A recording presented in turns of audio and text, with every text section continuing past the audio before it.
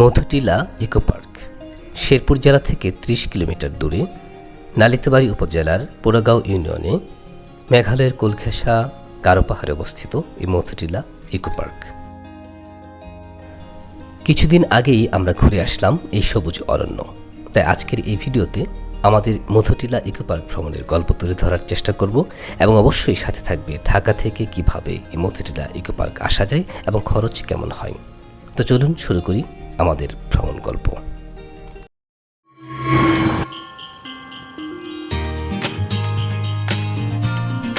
শেরপুর থেকে আমরা ঠিক দুপুর 2টার দিকে যাত্রা শুরু করি। আমাদের বাহন ছিল মোটরসাইকেল। শেরপুর থেকে কিছু দূর যাওয়ার পরপরই রাস্তার দুধারের এই অবারিত সবুজ ধানক্ষেত এবং সারি সারি বৃক্ষরাজি আমাদেরকে স্বাগত জানিয়েছে। এই সবুজ সৌন্দর্য দেখে আমরা সত্যি অত্যন্ত মুগ্ধ হয়েছি।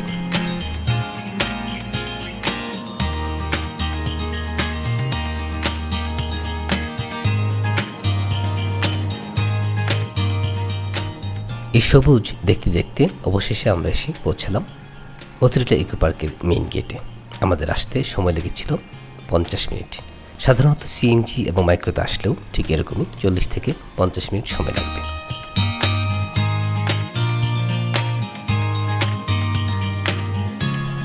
অতঃপর টিকিট কাউন্টার থেকে আমরা টিকিট করলাম। আমরা 3 জন ছিলাম এবং সাথে ছিল বাইক সহ ওনারা 100 টাকা চাচ্ছিলেন, কিন্তু আমার সাথে 2 জন শিশু অর্থাৎ আমার মেয়ে এবং আমার আপার মেয়ে থাকায় ওনারা কিছুটা কনসিডার করে 80 টাকায় আমাদেরকে প্রবেশ করতে দিলেন। তবে জনপ্রতি এখানে প্রবেশ মূল্য হিসেবে ওনারা রাখেন 30 টাকা করে।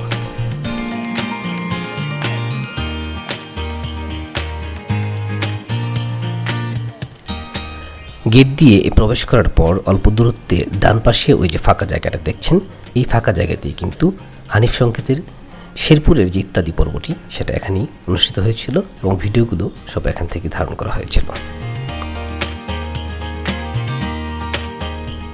এই মাঠটি মূলত পিকনিক স্পট হিসেবেই বেশি ব্যবহৃত হয়।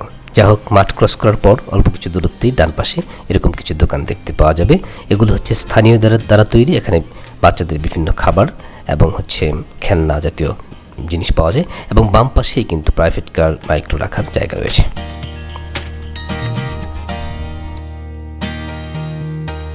আমরা এখান থেকে প্রথমেই যাব মধুটিলা ইকো পার্কের একেবারে কেন্দ্রে অবস্থিত স্টার ব্রিজে।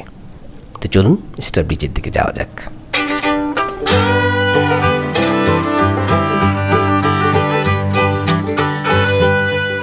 তো আমাদের বাইক চলতে থাকুক স্টার ব্রিজের দিকে, আর আমরা আপনাদেরকে জানিয়ে দেই ঢাকা থেকে কিভাবে মধুটিলা ইকো পার্কে আসবেন।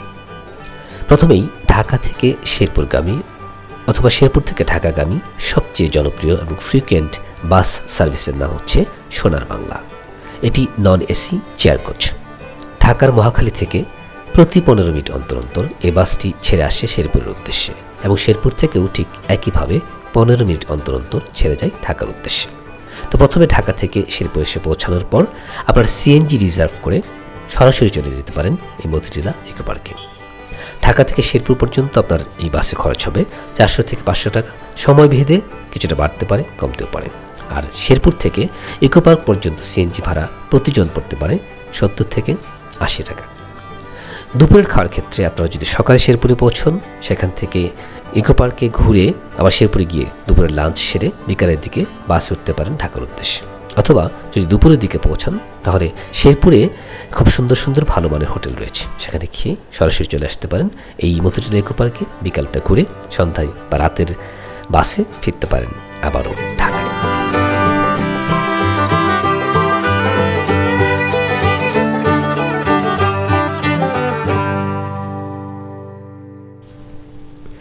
আমরা চলে আসলাম স্টার ব্রিজে। এই স্টার ব্রিজটি মধুটিলা ইকো পার্কের একেবারে কেন্দ্রে অবস্থিত এবং 3 পাশে 3টি পাহাড়কে একত্রিত করেছে এবং এর বুক চিরে বয়ে গেছে মধুটিলা ইকো পার্কের একমাত্র সবুজ সুন্দর পানির লেকটি। বছরের প্রায় সবসময়ই এই লেকে পানি থাকে। চলুন পাখির চোখে একটু দেখে নিন এই স্টার ব্রিজ।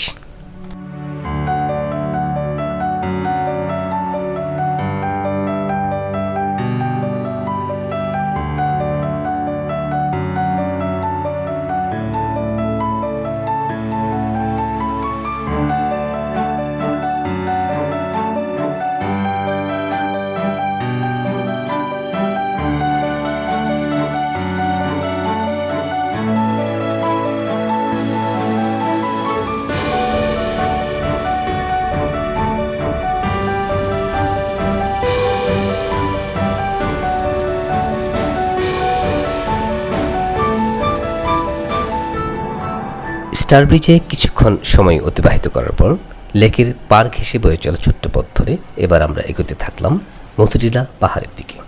এই মধুটিলা পাহাড়ের নামেই কিন্তু ইকো পার্কের নামকরণ করা হয়েছে মধুটিলা ইকো পার্ক।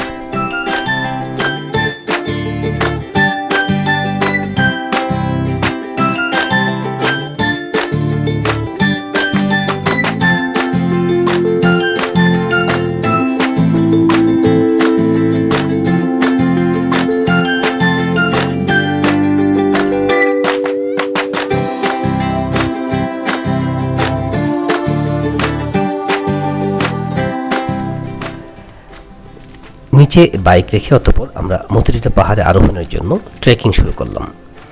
সাধারণ মানুষের জন্য এই পাহাড়ে আরোহণের ক্ষেত্রে সুন্দর সিঁড়ির ব্যবস্থা করে দেওয়া হয়েছে। এই পাহাড়ের উচ্চতা আমার জানা নেই, কেউ যদি জেনে থাকেন অবশ্যই কমেন্ট করে জানাবেন।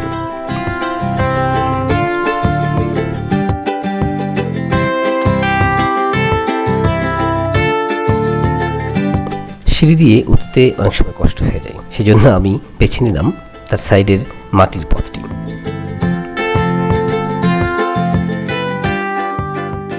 কষ্ট হয়ে যাচ্ছে মেহেক, সাবধানে দেখো, অনেক উঁচুতে আসছি আমরা না। কুচু কষ্ট হলেও ওই জায়গাটা কিন্তু অনেক সুন্দর, আসার পর ভালো লাগে। আমি তো চলে আসছি।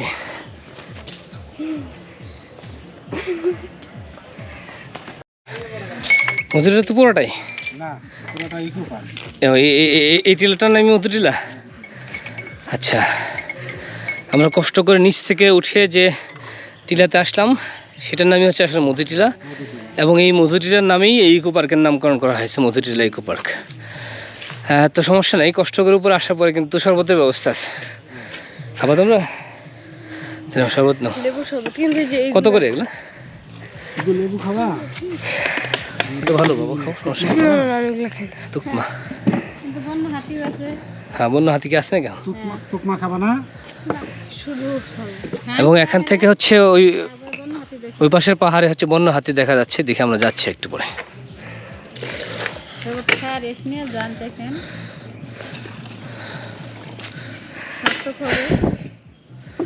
হ্যাঁ, ইনশাল্লাহ।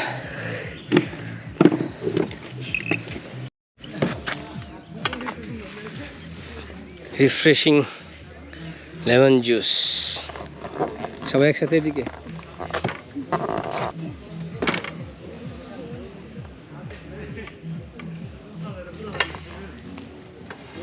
খুবই রিফ্রেশিং।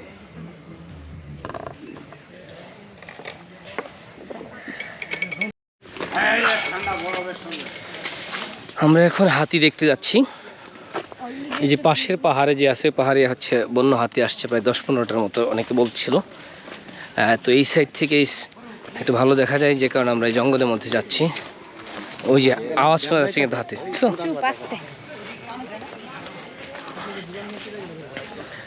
অনেকে অলরেডি আগে থেকে আসছে, দেখতেছে।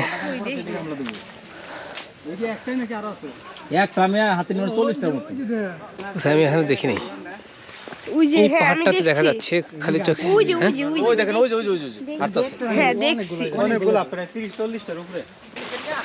আমাদের খালি চোখে হাতি দেখা যায়। কোন জায়গায় ভাই? এই সাইডে? সবাই হাতি দেখতে পেলেও সত্যি বলতে কি আমি কিন্তু সচক্ষে দেখতে পাইনি হাতি। অতঃপর আমি আমার ডিএসএলআর জুম ক্যামেরা দিয়ে চেষ্টা করলাম, তারপরেও ক্যামেরায় তো দেখা যাচ্ছিল না। বাট পরবর্তীতে যখন আমি ভিডিও এডিট করি তখন বুঝতে পারলাম যে হ্যাঁ, ওখানে সত্যিই হাতি ছিল। যাই হোক, হাতির দেখা সচক্ষে না পেলেও এই জায়গাটি কিন্তু ঘুরে দেখা হয়েছে খুব ভালো করে। এর চতুর্দিকের আবহ, এর চতুর্দিকের যে সৌন্দর্য আপনাকে অবশ্যই রোমাঞ্চিত করবে। সারাদিন বসে থেকে আড্ডাদের মতো একটি দারুণ জায়গা এই মধুটিলা পাহাড়টি।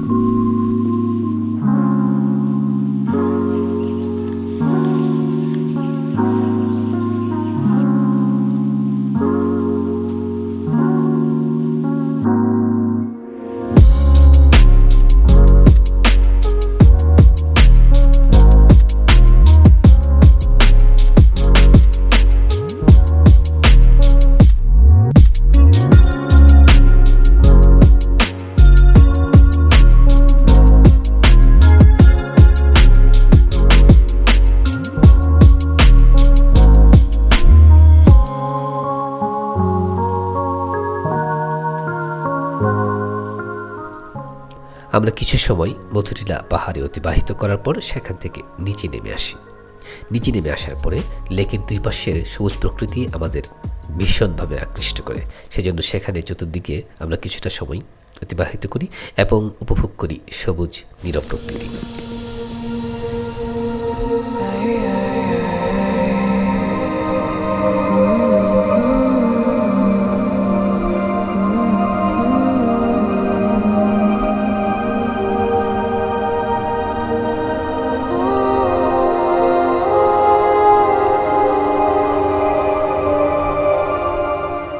এরপর সেখান থেকে অন্য একটি পাহাড়ের চূড়ায় অবস্থিত মধুটিলা ইকো পার্কের একমাত্র রেস্ট হাউসটি আমরা ঘুরে দেখি।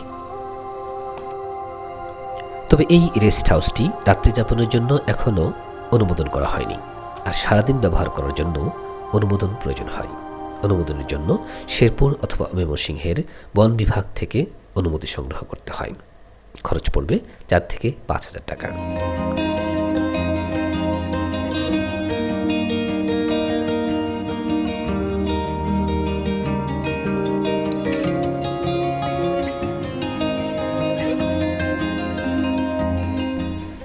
পাহাড়ের চূড়ায় অবস্থিত এই রেস্ট হাউসে যেন বিভিন্ন ধরনের mini bus, microbus, private car ইত্যাদি গাড়ি খুব সহজেই উঠতে পারে, সেই জন্য রাস্তার দুই ধারে ঢালাই করে দেওয়া হয়েছে। ইকো পার্কের প্রতিটা জায়গায় এত সুন্দর, এত সবুজ, সারি সারি গাছ এবং নীরব প্রকৃতি, শান্ত, তাই কোনো জায়গায় আমরা মিস করলাম না। সব কিছু উপভোগ করার শেষে আমরা রওনা হলাম ওয়াচ টাওয়ারের দিকে।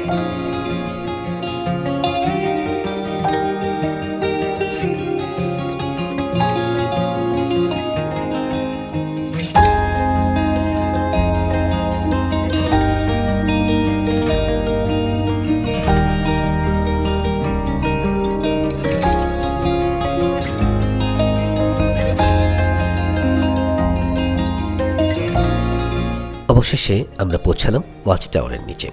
এই ওয়াচ টাওয়ারে উঠতে প্রতিজন খরচ করতে হবে 10 টাকা করে।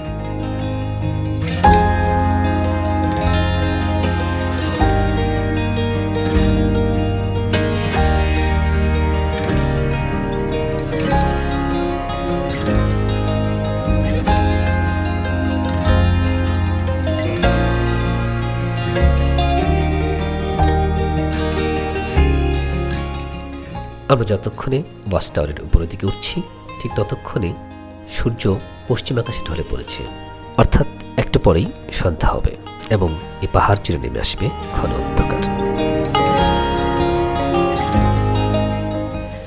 এই ওয়াচ টাওয়ারের উপর থেকে আপনারা অবলোকন করতে পারবেন পুরো ইকো পার্কটি।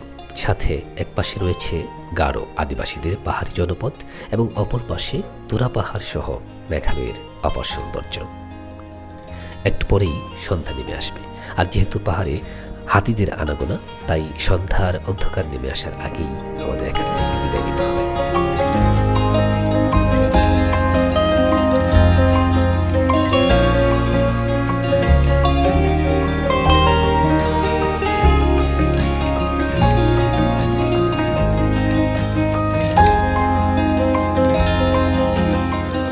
ডিয়ার ভিউয়ার্স, ট্রাভেল ভ্লগ হিসেবে এটা আমার প্রথম প্রচেষ্টা।